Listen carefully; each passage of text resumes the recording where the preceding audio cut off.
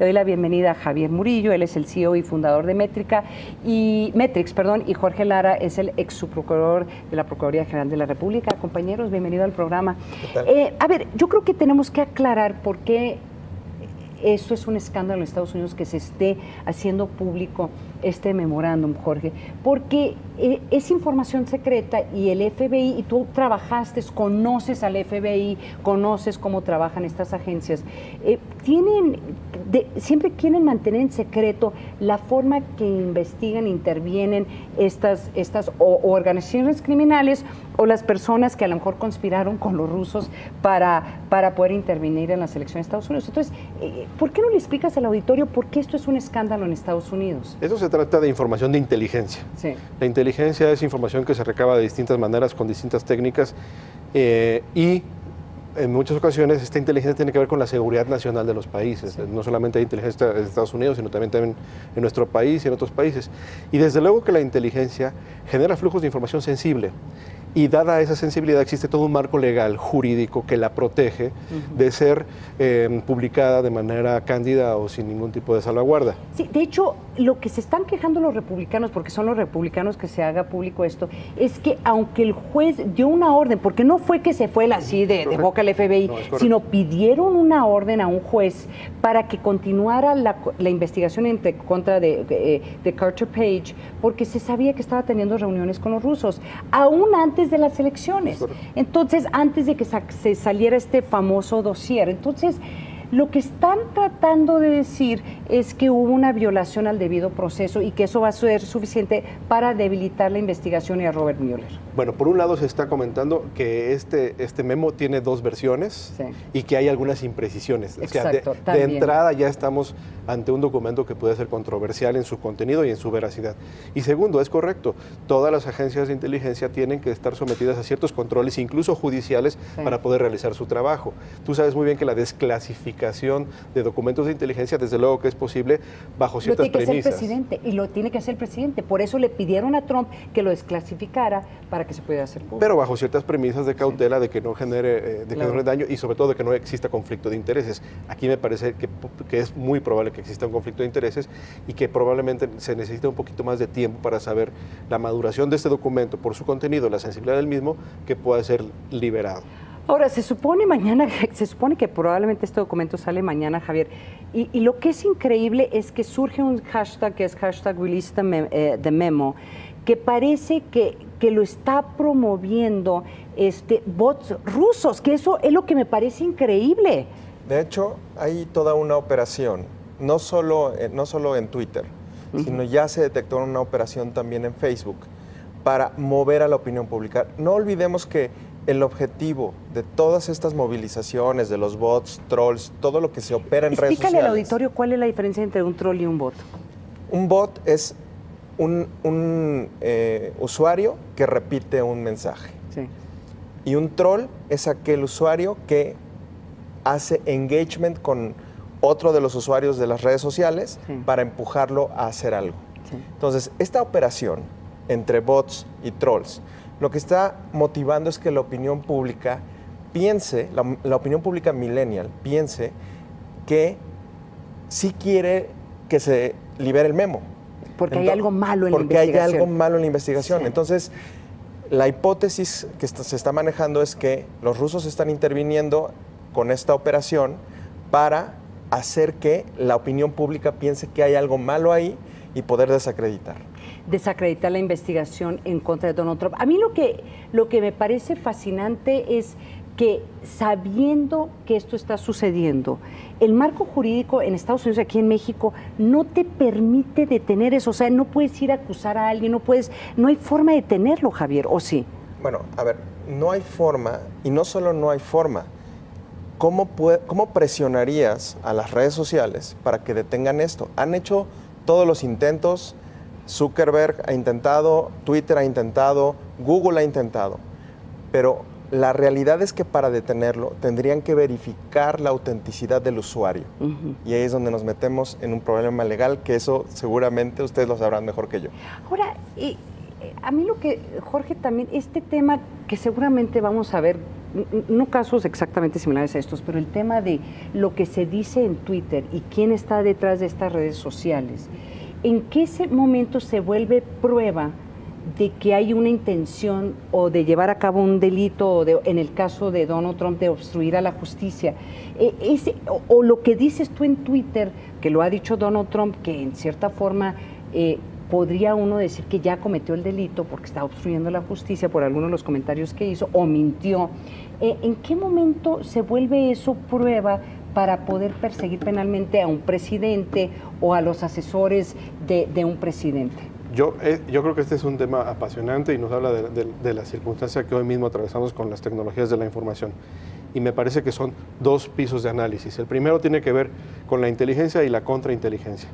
Me parece que esto que estamos advirtiendo hoy es una operación de contrainteligencia. La contrainteligencia entendida precisamente como la actividad para generar una distracción, una información incorrecta, una información que va a despistar respecto del foco de las actividades que se están investigando. Y por otro lado, desde luego que la obstrucción de justicia o el encubrimiento tiene que ver precisamente con no dejar que las autoridades de la ley, investigadores, jueces inclusive, encuentren el dato que están buscando.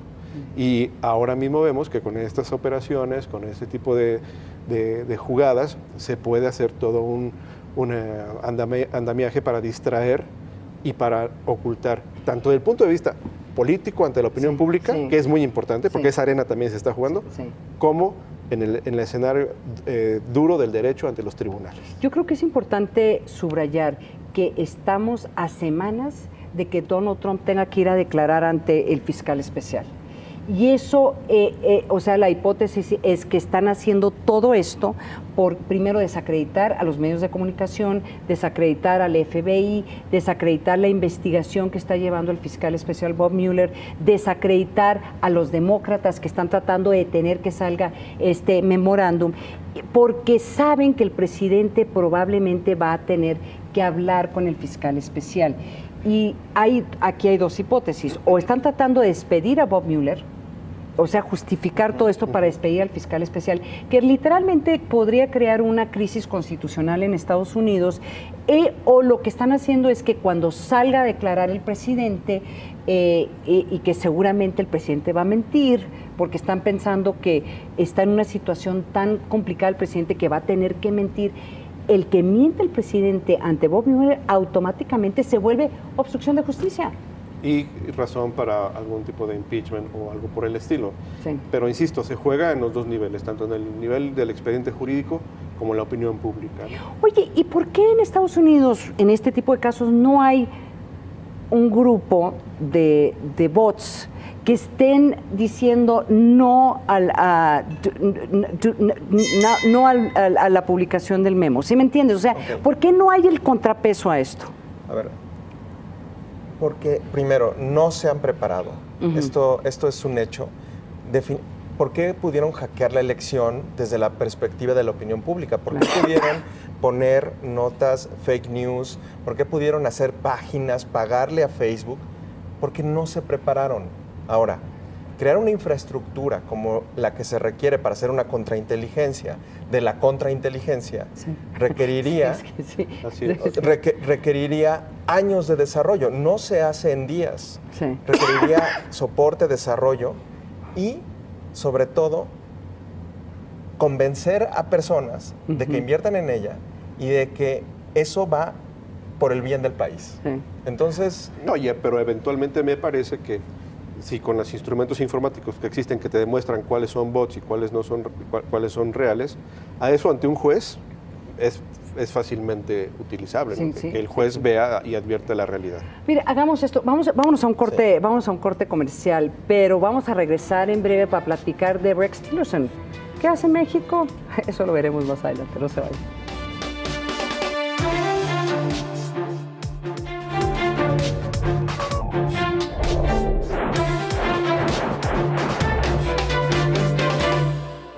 Gracias por continuar aquí en El Mundo Según Trump. Como Como inicio de su gira por Latinoamérica esta tarde, llegó a la Ciudad de México el secretario de Estado norteamericano Rex Tillerson. En su agenda oficial mañana se va a reunir con el presidente Enrique Peña Nieto y con el secretario de Relaciones Exteriores Luis Videgaray, con quienes se sabe que tratará algunos temas como la relación trilateral, la migración y la seguridad en la frontera compartida entre Estados Unidos y México. Pero ¿qué lectura le podemos dar a esta visita en este momento? Y por eso qué bueno que continúas aquí con nosotros, Jorge, porque tú obviamente participaste en este tipo de reuniones del secretario de Estado. A mí lo que me parece fascinante es que siempre que hay una reunión entre Estados Unidos y México se habla sobre temas de seguridad, aunque no se haga público los temas. Entonces, sí creo que en este momento pues los temas de seguridad van a ser bastante visibles. Sin duda, yo creo que el tema de seguridad siempre es central en la agenda. Y me parece que toda esta bola de humo, de la distracción del muro, que al final del día no es más que discurso y propaganda, parece que se está disipando, por lo menos para los tomadores de decisiones, y están, yo creo, poniendo en el centro de la agenda temas bien importantes que siempre lo han sido para ambos países. Sí. Yo, por ejemplo, diría, la crisis en el consumo de drogas que ha generado una epidemia mortal a niveles históricos de más de 65 mil muertes por año, que supera las muertes por cáncer de seno. Todo es en Estados Unidos. Todo en Estados Unidos, desde luego. Supera las muertes por VIH, supera las muertes por accidentes de automóvil y supera las muertes de corazón. Es decir, en Estados Unidos están atravesando una epidemia mortal y mucho de la responsabilidad por las drogas que se están consumiendo en los Estados Unidos se atribuye a México. El tema de también el recrudecimiento del mercado de la heroína mexicana, del fentanilo, que una parte muy importante o se produce o se manufactura o se transporta desde México. Y me parece que eso para ellos es aún un tema duro, un tema importante que seguramente estará en la agenda, y desde luego coincide con la coyuntura de que hay un recambio en gobernación, ¿verdad? Claro, es que está un nuevo secretario y Prida, el secretario Prida seguramente va a querer pues poner una marca sobre su posición como secretario para lo que queda de este sexenio, ¿no? Para lo que queda de este sexenio, que sin duda es un momento crítico, porque paralelamente tenemos las negociaciones del Tratado de Libre Comercio, en donde muy probablemente, como lo hemos conversado, puede haber un doy y te das, y me das, porque sin Pero duda... el secretario Videgaray dijo que eso no es cierto. Yo no veo cómo. Y sería hasta saludable que México también pudiera, que quieren NAFTA, nosotros queremos NAFTA, ¿ustedes qué quieren en los temas de seguridad? Y eso en las relaciones internacionales no tiene absolutamente nada de malo, al contrario, eso es saludable, el reconocer que existen estas posibilidades. Es importante ver cómo se ha transformado la agenda bilateral de 30 años a la fecha, cómo teníamos, por ejemplo, hace 30 años el esquema de la certificación, que era humillante. ¿Te acuerdas? Sí. En donde los congresistas norteamericanos se oponían a que se le certificara a México. Y después pasamos al modelo de la corresponsabilidad, ya con el presidente Calderón, saliendo Bush, entrando Obama, con Iniciativa Mérida. Después, en este sexenio, ha sido un sexenio pues oscilante. Pero tenían la ventana única y parece que... Se cerró la ventana única. Se cerró la ventana única y parece que medio quieren abrirlo un poco más. Uno de los temas que trae el secretario Tillerson, y yo no sé cómo lo van a discutir, es que viniendo para México, varios senadores estadounidenses le dijeron, y me da risa decirlo, es que qué ironía, ¿no? Le dijeron a Tillerson, a ver, Tillerson, asegúrate que hables con el gobierno de México para que el gobierno ruso no intervenga en las elecciones del 2018. A ver, yo ya no sé ni qué pensar, pero Estados Unidos no puede hacer, o sea, en ese sentido, más con los problemas que ellos traen con la investigación con los rusos, pero ¿qué puede hacer Estados Unidos? O sea, nomás venir a reclamar aguas, que no nos vayan a venir los troles y los bots rusos. A ver, es todo un tema. Y no solo es México, las elecciones de México, han sido elecciones en todo el mundo. Hay ya bastantes casos documentados en los que hay intervencionismo, no solo ruso, sino hay intervencionismo de Corea del Norte, de Ucrania, de todos lados. ¿Qué está pasando? La realidad es que si hoy hacemos una medición, que ya la hice yo con software, te puedo decir que el 8% de la discusión que se está viendo en los medios digitales relacionada con la elección son bots. El 8%, aquí en México. Aquí en México. ¿Qué quiere decir eso? Que, bueno, y la distribución de esos bots pues viene de varios lugares, no solo de México. Sí. ¿Qué está pasando? Lo que está pasando es que sí está tratando de influir un grupo de bots. No podemos saber de dónde vienen. Podría ser Cambridge Analytica o no. Sí.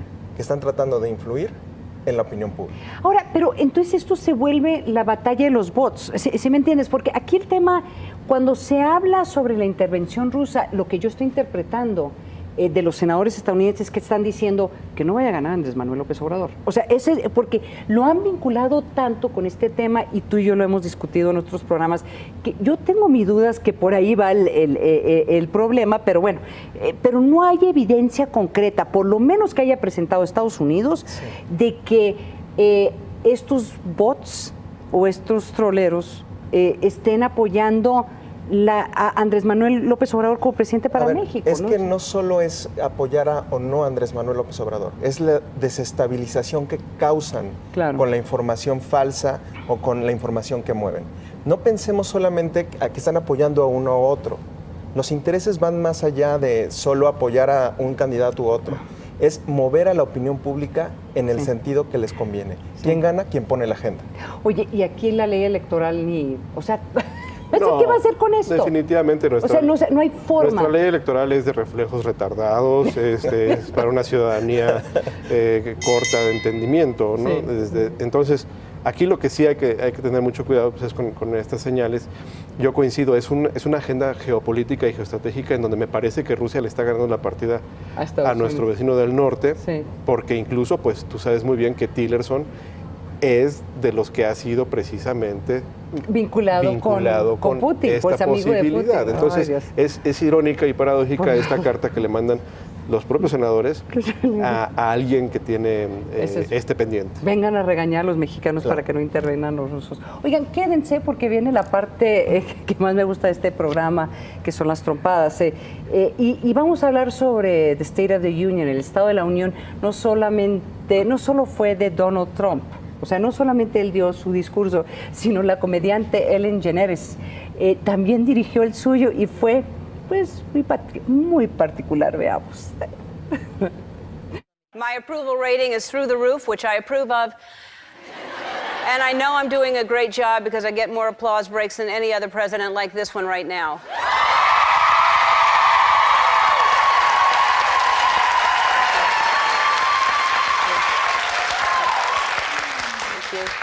I don't have a health care plan, I have a health scare plan. It's more robust than ever. Just ask a small town girl from Tampa, Florida, who came to Hollywood to pursue her dream.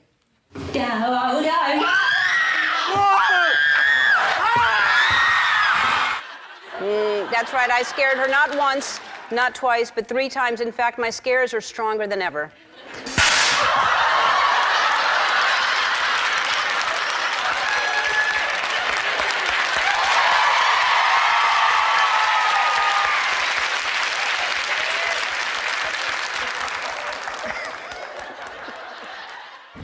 Este es el State of the Union de Ellen. Y estos son las caricaturas que hacen referencia a este memorándum. En donde, pues en un mundo normal así se verían estos memorándums, porque tiene tanta información que no se debería de compartir. Sí. Y este es el golpeteo, los Dreamers. Todavía estamos por ver qué va a pasar con este grupo de más de 800,000 personas que viven en Estados Unidos y no tienen protección. Oigan, pues se nos acabó el tiempo. Javier, Jorge, muchísimas gracias por acompañarme esta noche en El Mundo Según Trump. Y nos vemos el próximo martes en punto a las 10 de la noche aquí por el financiero Bloomberg. Yo soy Ana María Salazar, que tengan muy buenas noches. Hasta luego.